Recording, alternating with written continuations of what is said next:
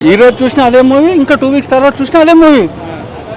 సంధ్యా theatre దగ్గర అంతమంది వచ్చారు. సంధ్యా థియేటర్ దగ్గర థియేటర్ మేనేజ్మెంట్ మిస్ మైవర్. దాని తర్వాత వాళ్ళు ఇంటిమేషన్ కన్సల్ట్ పిఎస్కి ఇస్తే బెటర్, బాగుండేది. వాళ్ళు ఇవ్వలేదు కనుక అక్కడ థియేటర్లో ఒక స్త్రీ చనిపోయింది, ఒక అబ్బాయి హాస్పిటల్లో వాళ్ళ కుమారుడు. అది చాలా చాలా అంటే ఘోరమైన పరిస్థితి. ఇప్పుడు ఆమె తరపున అల్లు అర్జున్ వచ్చి కూడా ₹1,00,00,000 సాయం చేసినా కానీ వేస్టే.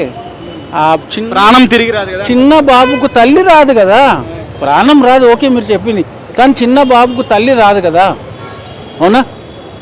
అది ముందే అరేంజ్ చేసుకొని సెక్యూరిటీ పర్పస్గా మొత్తం అలర్ట్గా ఉంటే. అంటే తప్పెవరిది? ఆ థియేటర్కి వచ్చిన అల్లు అర్జున్ గారిదా, థియేటర్ మేనేజ్మెంట్ది. అల్లు అర్జున్ తప్పు కాదు, మీరు వెళ్తున్నారు నేను వెళ్తున్నా, కానీ మేనేజ్మెంట్ ఏముండాలి?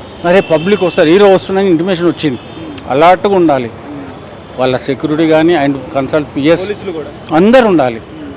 మేనేజ్మెంటే ఫస్ట్ పిఎస్ కన్సల్ట్ చేయలే, ఇంటిమేషన్ చేయలే. ఇప్పుడు ఈ ఇన్సిడెంట్ తర్వాత తెలంగాణ ప్రభుత్వం మొత్తానికి ఈ ఫ్యాన్ షోలు అన్నింటిని బ్యాన్ చేయాలనేటువంటి డిసిషన్ తీసుకుంది. ఇది నిజమే అంటారా? ఫ్యాన్ షోలు పెట్టకూడదు అంటారా? పెట్టకపోవడం బెస్టే, కాకపోతే బెనిఫిట్ షోలు పెట్టకపోవడం బెటరే అంటారు. చూసేవాళ్ళు చూస్తుంటారు. పెడితే ఏముందంటే ఇలాగే తెలిసి తెలియని పబ్లిక్ ఎగబడి. అంటే ఇప్పుడు ఇటువంటి ఇన్సిడెంట్ మళ్ళీ రిపీట్ అవ్వకుండా ఉండాలంటే ఏం చేయాలనుకుంటున్నారు మీరు?